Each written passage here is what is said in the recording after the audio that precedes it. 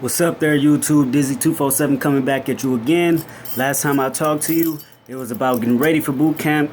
And honestly, I ain't even had to get ready. Boot camp was easy for me. Easier than I expected, even though while I was there, I basically was running down the hallway to catch up to my group of people that I was with during boot camp. And this was about 2 months ago now. I graduated about 2 months ago. And I rolled my ankle and had a hairline fracture. And even through that, I still was able to run my PFA. It hurt like a bitch, but I didn't want my chief to be right. And it was probably just reverse psychology she was using on me, but she kept saying she knew I wasn't going to make it because of how fucked up my ankle was and because she didn't like me. So I ran through the pain. But here's my proof right here. Got my dog tags. I ain't going to let you read that because you don't need to see all that. Well, not my dog tags, my ID tags. Right?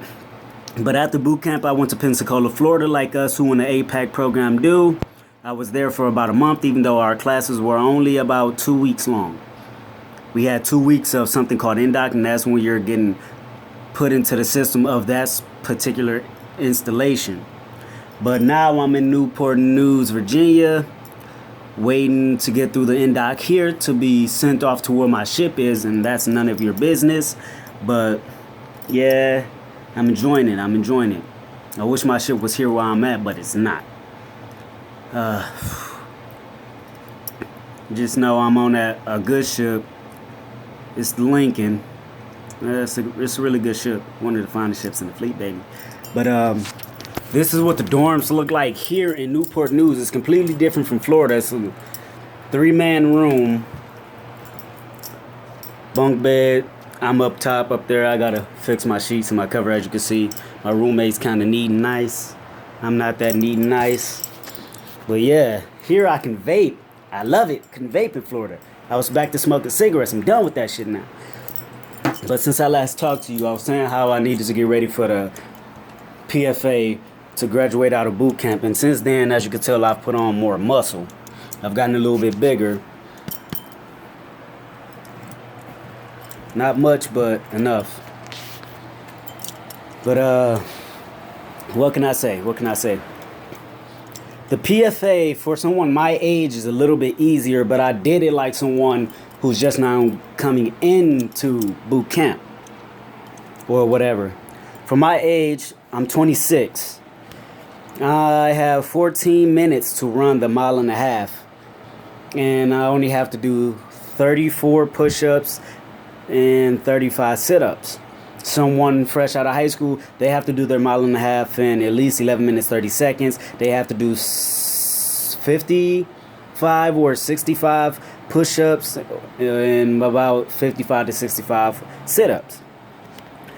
So I guess it's the food we're eating and the fact that we were exercising more often while I was there at boot camp or whatever it was.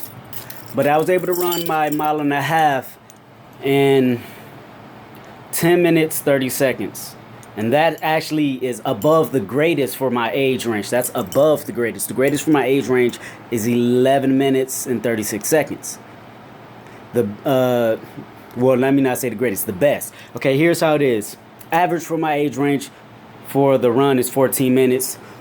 Better, great for my age limit is 13 minutes 30 seconds. Best is 11 minutes 30 seconds, and I did it in 10 minutes 30 seconds. So I did above what I needed to do, but I did that for myself to prove to myself and to my chief that I could do it and still be better than most of the people who seemed more fit than me just because they were the bodybuilder types and they talked about how much they ran all the time. Just because I'm older doesn't mean I'm not still fit.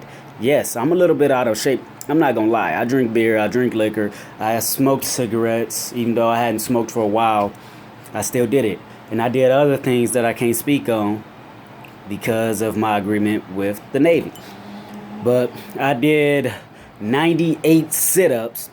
The best for my age limit in sit-ups is, I believe, I'm not sure, don't quote me on this, and I know it's going to probably be a lot of hecklers out there once they see this video, but I think the best for my age range is about 70. And I did way above that. I did 98. Push-ups, I did 75 push-ups. That's a little bit, I think that's right on the nose for, actually, no, that's still above best. Best for my age range is 65. So I did a little bit over 10 for best. That's still way more than what I had to do to pass the PFA. And to me, that's still a little bit sorry because the first time, the mock PFA, when we first got there, about 7 days into it, after we got put into our main ship, our main compartment, for the mock PFA, I did way better.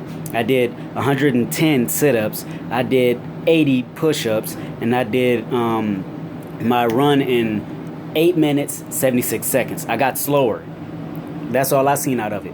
But it's not that I got slower, it's that I didn't have the determination to prove myself as much against the younger crowd. I just had determination to prove to my chief that I could do it with a broken leg, hairline fracture.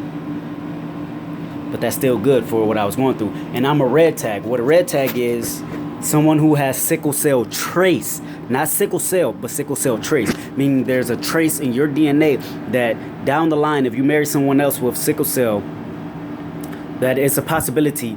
Doesn't mean that your kids are going to have it. There's a possibility that your kids could have sickle cell. And due to that fact of having sickle cell, a lot of people exercising, which I didn't know, I had it until I got there, you could pass out and just die from unknown causes due to stress of exercising. Something in the blood making it coagulate and turn to sickle shapes.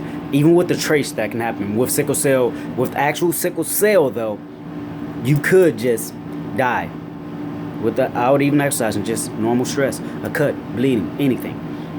So for someone like me with that, they told me that's still above average. I don't believe it because when I was younger, I was very fit and I never had any problems, no complications before the smoking and all that. And I guess I had it then too. But after that, I got to A school. I'm thinking that A school, the PT was going to be exactly the same in Florida. Only difference is I thought it was going to be the same. Only difference, I knew it was going to be there since we were so close to the equator that it was going to be extremely hot. It was extremely hot. Hotter than I like to be. I like the cold. But one thing a lot of people in Florida complained about that weren't used to it was the humidity, 100% humidity. I'm from Michigan. We have the 3 lakes around us, the 3 Great Lakes. And there's actually more than 3. They don't tell you about this in America because we don't own 2. There's 2 from Canada that are part of our Great Lakes that are their lakes, and they're still Great Lakes. So altogether, there's 5 Great Lakes. But we always have humidity, even in the winter. That's why our winters are the worst winters in the U.S. in the United States. Because I've been to other places talking about their winters worse. It's not. It's not.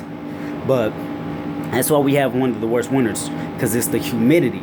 We usually have all year round anywhere from 75% humidity to 100% humidity. Imagine 100% humidity in the winter. That's cracking your skin. I experienced it in college when I was going to Northern Michigan University. So we have the humidity didn't bother me, but that fucking crazy ass heat, I don't like it. I've been to Mississippi, but since it's a dry heat, even though it's hotter in Mississippi, I guess I could deal with it. But humidity and heat together, when it's always at 99 or higher, is what it seemed like. That broke me. I could still deal with the humidity. I love the humidity. The heavy air is something I like. But the heat on top of it, it's crazy. It's crazy. But the exercise, back to that. In A school, the exercise for APAC is the hardest, other than the Marines. Because since we're there for such a short time compared to everybody else within the Navy and the Marines, they want to push us the hardest because they want us to get this exercise out of the way. And we only do exercise for 2 weeks, 3 days a week. We had to run 3 miles every day. Mixed into that 3 miles, you have to do 200 push-ups, 200 sit-ups, and at least 20 pull-ups. Plus squats, 350 squats. This is all mixed in together. It's not separate. And this is 3 days a week. And it was a few other exercises like mountain climbers, air chairs, stuff like that. Or rolling push-ups. I could try to explain it to you, but it's pretty simple. You do a push-up, you hop up, do a squat, do a push-up, hop up, do a squat, do a push-up, roll over, do some sit-ups, rolling push-ups. We did this for 3 hours every morning, starting at 4 in the morning and not ending till about 7:30. So we were getting beat. That was the literal definition of getting beat. That was the first time that I had any complications. I passed out in my room. I knew I passed out, but I didn't want to tell them that. So I lied and I got caught. I got in trouble for it. But basically, I was having complications during the exercise the very first time. It only happened once. And I seen a doctor a day later, and he said it was probably due to the sickle cell and that I should have came in because I could have died. And I should have went in. I shouldn't have been stupid. So I could barely breathe. I felt like I was going to pass out. And I've been knocked out before doing martial arts in college. I could barely breathe. I felt like I was going to pass out. And I just didn't feel right. I felt like I was going to throw up everything. Throw up shit. I was really hurt. But after it was all said and done, the exercise was over because I made it through. I pushed myself through because I didn't want to be called a quitter. I didn't want that to be labeled me because I don't like to quit when it comes to things that people don't think I can do just because of my frame or because of who I am or where I come from. And as you guys know, I come from Detroit, Michigan. It's nothing new. We're one of the most hated cities because of, I don't know, I guess it's just because it's Detroit. But afterwards I went and I was going to go back to my room and sit down, lay down for an hour or two before class started and whatnot. But some friends asked me to go out to the galley to get something to eat. So me and my shipmates, now we're all called sailors. We're not airmen anymore. They got rid of the rates. It's kind of shitty. We still have our rates, but we don't address each other as such. That's what people don't understand. You're still in the AO and ABF and all that, but you call them. But what you do is call people by their rank. That's what people are confused, and they think they're losing their rates. You're not losing your rate. Your rate is still there. It's transformed into a number, but we call you by your rank. So if you're a petty officer first class, I'll call you petty officer, or I could even call you petty officer first class, but you're still in AO, whatever. So you're still that. But so me and my sailors, we went to the galley and I ate greasy food. Me, knowing the things I know, I'm smart enough to know not to eat greasy food when you think you're sick or going to pass out and stuff like that. I still did it because I was extremely hungry also, and we went through the speed line because we just got done doing PT, so we can't go in and sit down, so we have to go through the speed line, and in the speed line all they have is greasy food. So I ate that. Got back to my room. Left my sailor shipmates. They went to their respective rooms or whatever. Got back to my room, ate the food, sat down on the corner of my bed, somewhat like this. I can demonstrate for you. Corner of the bed. I'm sitting there with my head against the wall right there. And I told my roommate that I'm okay because he could immediately, when I walked in the room, tell something I was not okay because I was not myself. It was not. That's the only thing I remember him asking me, but I don't even remember him asking me when I walked in the room. I remember him asking me that while I was exercising, but being that I passed out, I confused everything up. It was actually when I walked in the room he asked me all this. And I was in the corner telling myself not to fall asleep, just to rest. All I know is around 10 o'clock, 10:30, someone's knocking on my door. I popped up because it scared me. I didn't even notice I had passed out. Popped up, and they said, you have to report to your class, blah, blah, you're in trouble, blah, blah, blah. That exercise kicked my ass because of the sickle cell trace, I don't know, something stupid. I hydrated the whole time we were exercising. I was helping other people hydrate also. But it kicked my ass, man. And it was only the first time. After that, I got used to it. After the very first time I got used to the exercise, I knew how to push myself without exerting too much energy. A lot of you are going to have to learn how to do that, especially if you have sickle cell trace or G6PD.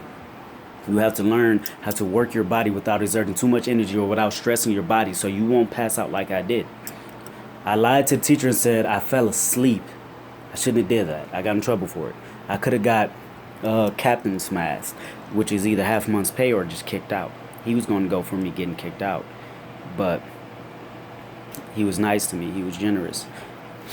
He made me do extra work, and I'm thankful and appreciate him for it, because I could be at home right now and just looking stupid, telling my family, "Oh, I got kicked out because I passed out and I lied about it." It's not worth it. In situations like that, go to your teachers and let them know what's going to happen. Oh yeah, and I also said I was going to go to medical because I did want to go to medical, and I never made it to medical. Just be accountable for yourself. Don't lie, and just don't do it. But now that I'm here in Newport News, the PT's similar to Florida, and I like it. I'm getting used to it. Exercising, not exercising as much as I did back at home, but I should be exercising like I did in Florida and back at home, more, heavier, so I can gain more mass. I am overweight for my height, according to the Navy, but the mass index to muscle index thingy, since I have a flat stomach, I'm good. It could just be heavy bones, something like that. What's up, man?